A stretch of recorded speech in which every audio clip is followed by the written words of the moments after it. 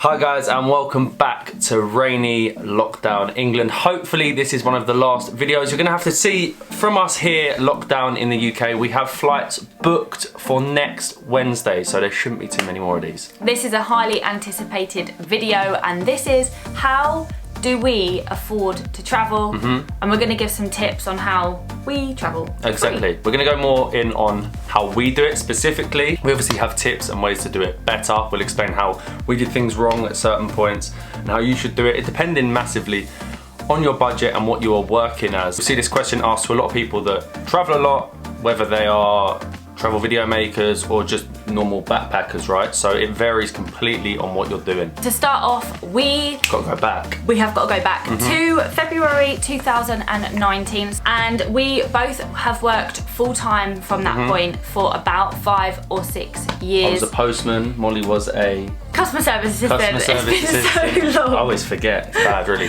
It really is bad. But we'd saved up, like Molly said, for 5 or 6 years, living at home, so I didn't have to pay many expenses at all. We're very, very lucky in that aspect, and we decided to book a 3-month round the world, not backpacking trip, traveling trip, I'd say. It wasn't really backpacking as such, it was a traveling trip, and there was no plans to travel after that, really. No, we had all the intentions of coming home and going back to the normal life in the UK, which at the time we thought we wanted. Exactly, and at that time we booked it via SCA Travel, who sadly I think have gone bankrupt, which is a real shame. I think if you're just starting out traveling, I want to do a around the world backpacking trip, I think they're perfect. I wouldn't recommend booking hotels or activities with them, but in terms of flights, the prices they got were ridiculous, like a lot cheaper than you even check on Skyscanner and things like this. We must have booked, what, 14 flights with them? We went from London to Miami. We had flights from like Hawaii to Fiji, and we had Tokyo back to London. Those flights individually would be, I don't know, between £400 or £500. We got the lot for 2,000. For 14 flights, £2,000. I don't even know how that works. Like Fiji to Hawaii, again, is like a £300 flight. Even Miami to Los Angeles, it's a 6-hour flight, it's not cheap. I think it's fair to say that we didn't actually plan a budget for each destination. We were just very careful in terms of we didn't spend unnecessarily, but at the same time we didn't stop what we were spending. We definitely spent too much in hotels. In that first 3 months, we spent way too much on hotels. Booked a lot in advance, which I never recommend. A lot of them we booked, some of them we booked like 2 months in advance, which it's not the best idea. And we were paying, some of them were paying silly prices, like sometimes even £100 a night. We went to Miami. It's not really a backpacking trip, Miami. It was probably a silly idea. Neither is Hawaii. And you can't really get cheap accommodation in Miami. You can hostels, but as a couple, hostels weren't for us. We bought a camera for this 3-month trip. We bought a Canon G7X, and we decided to make YouTube videos for our family because it wasn't a job. It wasn't a job in any way, and we had no previous experience. I think we'd taken the camera out once or twice. Once or twice, made silly videos at home. Go and check our first videos out. They're really raw, really bad quality, but maybe they're a little bit more real. We made these videos for our families to watch while we were traveling, and in no way did we think that it would become something we were going to do all the time. I suppose, work. And after that 3 months, fast forward, in that 3 months, what would you recommend? I would recommend obviously Southeast Asia, budget. Southeast Asia for your budget, but also because there's just so many like-minded travellers as well. Exactly, so you can meet a lot of friends, a lot of people. Again, depending on your budget, pick your countries wisely. I think you can look at certain areas and you know they're going to be cheaper, other areas are going to be expensive. And transport is a massive thing to look at as well. I think we found throughout our time saving money on transport was buses. Yeah, I enjoy a public bus.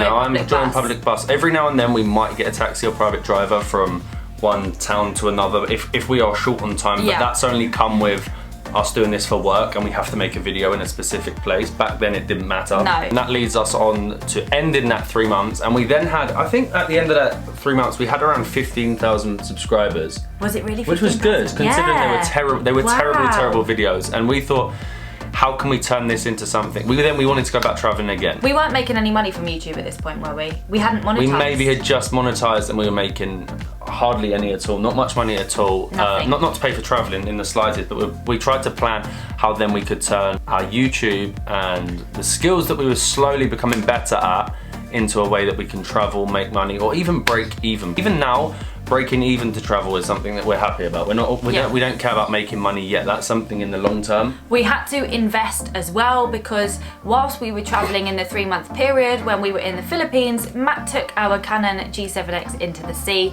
and it broke. And in New Zealand, I took our Phantom, was it 3 or 4? Good job I broke it, it was too big anyway.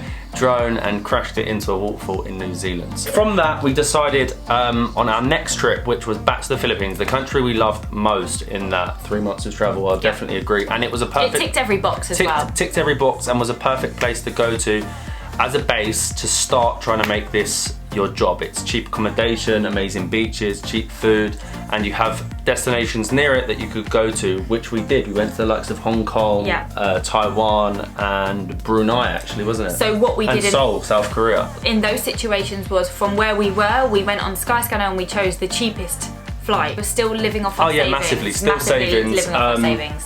But our views were starting to increase and we're starting to make amount of money that wasn't enough to live on when traveling, but it was enough to help out. It was enough to pay for that hotel here, that Airbnb here. Let's say we were at 50,000 subscribers now by a month into the Philippines. I might be wrong.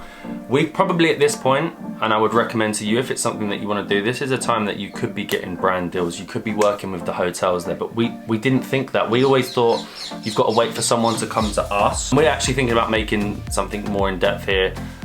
Teaching you guys how to do this. Like even with 1,000 subscribers, you could probably get that hotel for 50% discount. You could get that dinner for free. You could do this excursion for free. It's not all about doing things for free, of course, at times, but you're offering a skill. If you're good at it, you're offering a skill in return for something else. It's quite an easy trade. It's something we never thought of. We thought, oh, we only have this amount of subscribers, like no one's gonna wanna work with us, so we never tried. You might have 100 subscribers, but you're really good with a camera.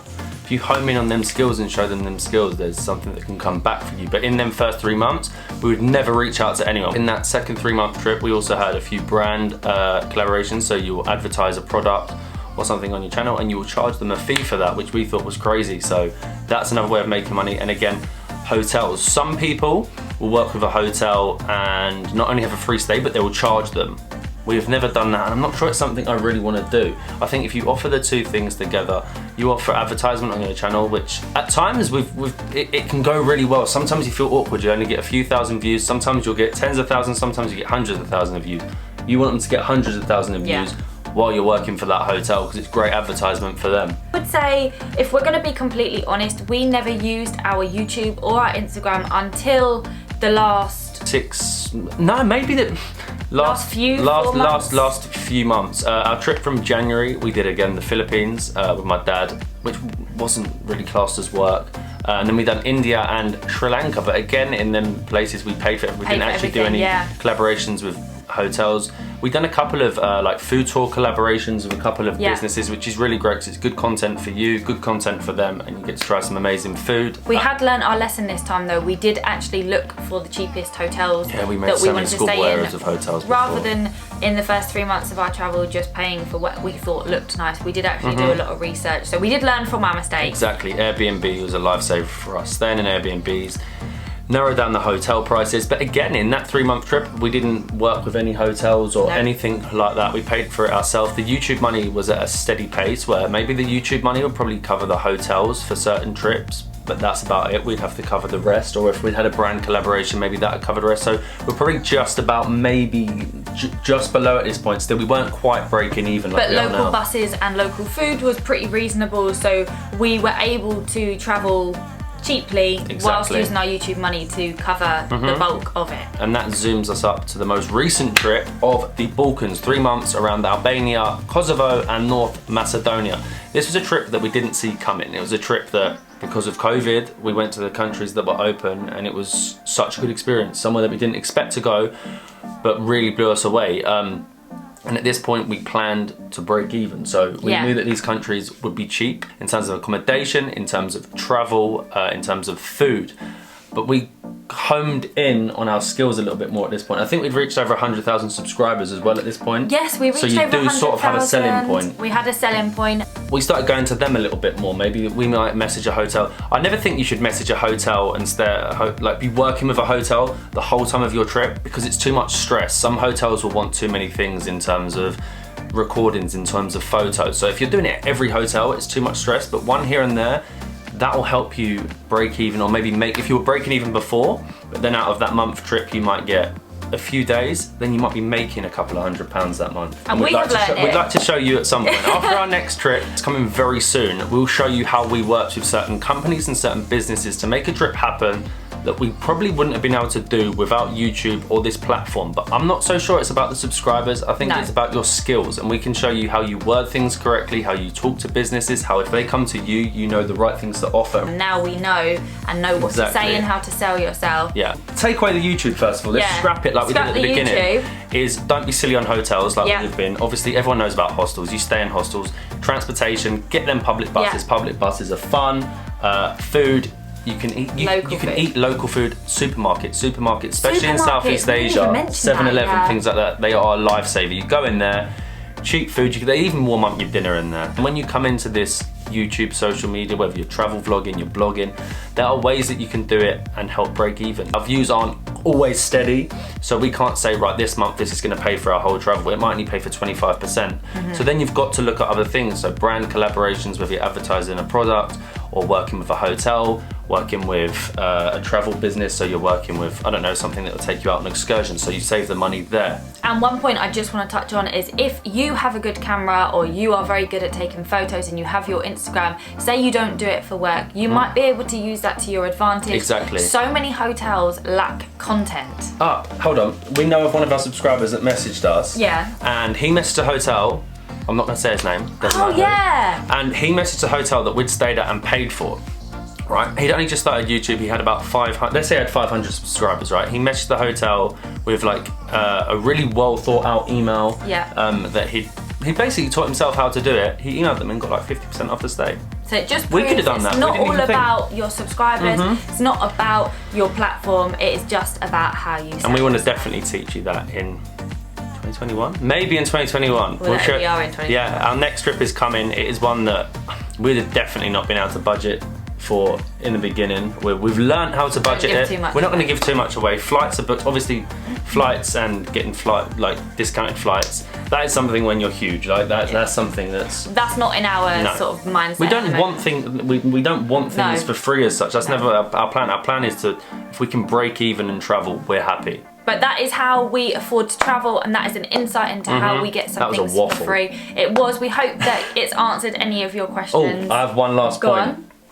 If you watch our videos, you'll know we like beer. Make sure you always have beer pocket money. So you've got your set travel money, but you have your beer money in like its own little tin. So you've got your beer money, so you're sorted for every night. I wish you took that idea. Huh? I know. You took that idea. Just break into all of our savings rather than having beer money. Have beer money. It's really important. But we hope that has answered your questions and how we afford to travel. Hopefully there won't be too many of these videos. We will be back traveling next week. We can't wait. We'll see you then.